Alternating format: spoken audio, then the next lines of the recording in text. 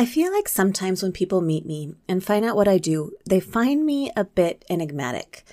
I'm frequently asked, or at the very least it's alluded to, how can I do the kind of work that I do? Fair enough. Death and grief are really painful, so what kind of person signs themselves up for that? Death doulas like myself, or hospice workers, NICU professionals, are admittedly a different breed.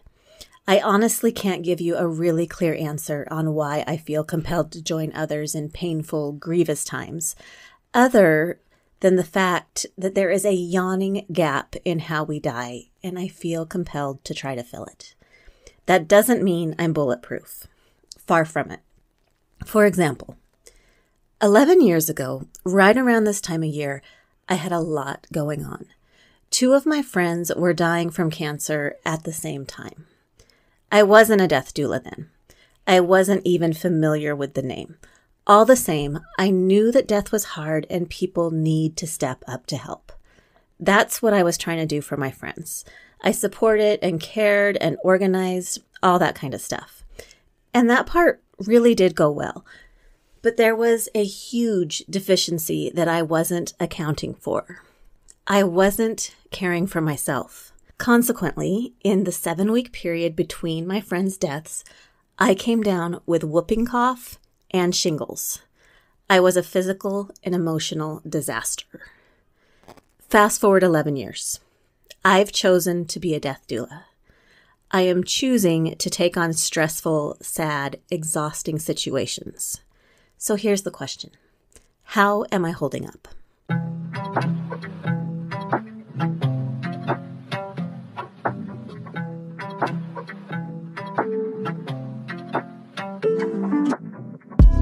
Welcome to Death Becomes Her, the minicast where we spend 5 to 10 minutes discussing death, dying, and grief from a variety of angles. I'm your host, Layla Kelly.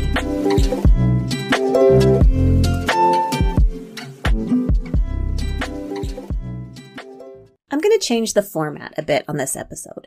Today we're going to take a look at a recent difficult client case.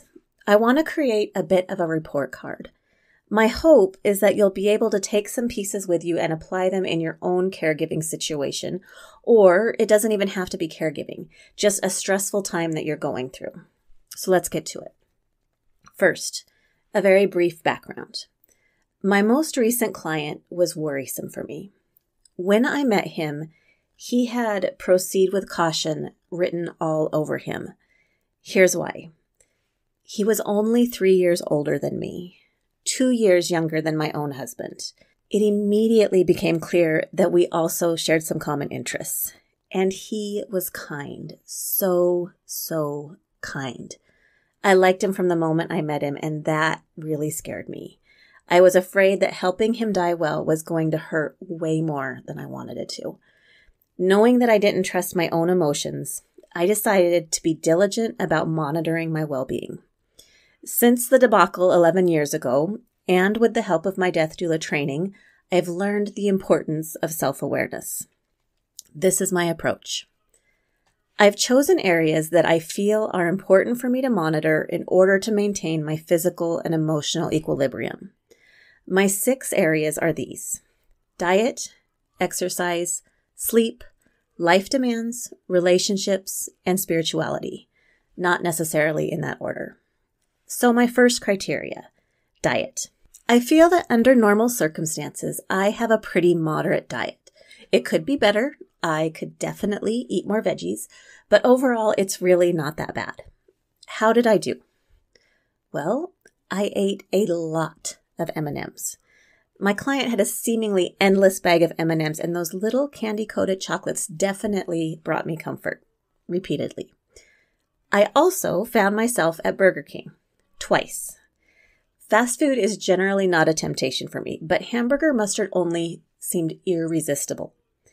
Not the worst thing, but definitely not a diet that nourished me. I did, however, drink a fair amount of water, and I only had alcohol socially. Under normal circumstances, I'm not a big drinker anyway, but I do enjoy a glass of wine a couple times a week. I'd like to keep it that way. I don't want to get into the habit of relying on alcohol for relaxation, so I try not to turn to wine or cocktails when I'm feeling stressed. Overall, I feel like I did decent in this category, maybe a B- C+ effort. Next, exercise.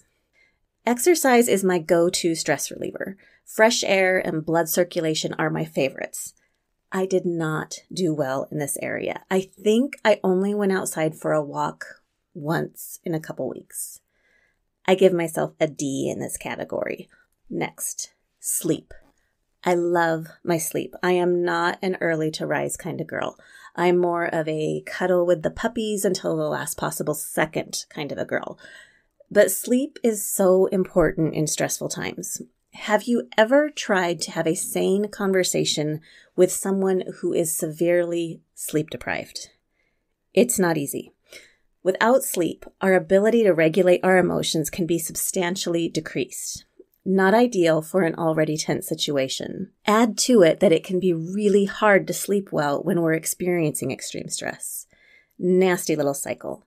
But in spite of those challenges, I feel like I did a good job of taking advantage of times when I could sleep and rest up, even if it meant resting during unusual hours.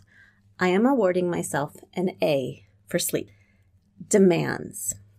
Maybe you've noticed that there has been a longer than normal gap since the last episode of this podcast.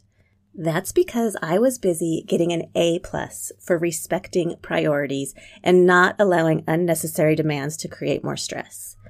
I gave myself permission to let a couple of things slide for a while. That meant that I didn't worry about writing a podcast episode. After all, my primary purpose isn't to be a great podcaster. It's to be a great death doula. I also canceled a presentation that I was scheduled to give. I really enjoy speaking engagements, but again, not of primary importance. I'm happy that I have learned to be a bit more modest about how much energy I have. I choose my priorities and the rest can wait. Most things simply aren't that time sensitive. Relationships. When you're giving a lot to others, it can be very tempting to isolate yourself. I love my space. I am an introvert and I recharge best when I have downtime. However, when I'm working through emotional strain, I find it best to spend a little time with friends who will allow me to unburden myself if necessary, or who will just talk about normal life stuff. It's great to be able to step out of the stress, at least briefly, and get out of my own head. I did make time for a phone conversation over coffee, dinner and football at a friend's house, and a low-key date night with my husband. I am giving myself another A in this area.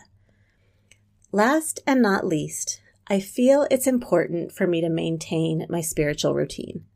Normally, I make time to read something encouraging each day, no doom scrolling through the latest news, and I make time for group meetings that have a positive focus. Even though I made some small modifications to my schedule, I didn't completely abandon my routine. That regularity helps to stabilize me, so I'm going to give myself an A- for spirituality. After reviewing my 6 areas, I feel like I did a pretty good job. Actually, I know I did a good job because although I'm still processing everything that has happened in the last month, I feel balanced and energized. I haven't had trouble rejoining my normally scheduled life, no whooping cough, no shingles, no emotional breakdowns. What about you? Do you know what areas are most important to your emotional and physical health? If not, identify them. What brings you comfort and what causes distress?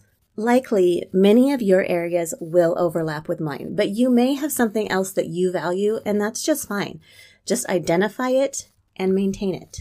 Do you have a network of relationships that you can lean into?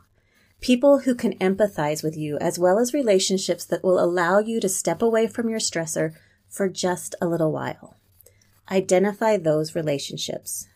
If you're dealing with extensive stress of whatever sort, you're going to need the support that those relationships provide.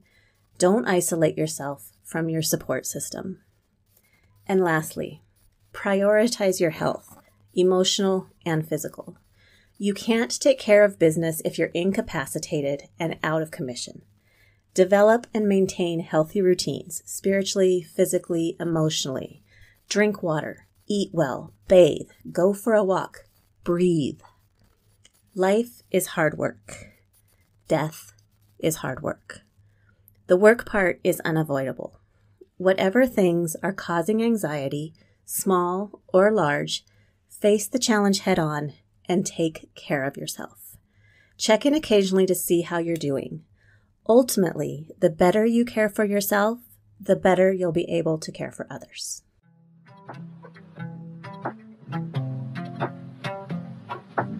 Thank you for listening to the Death Becomes Her minicast. Connect with me, Lyella Kelly, at www.leavingwellmt.com. Special thanks to Roman Belov for our intro and outro music.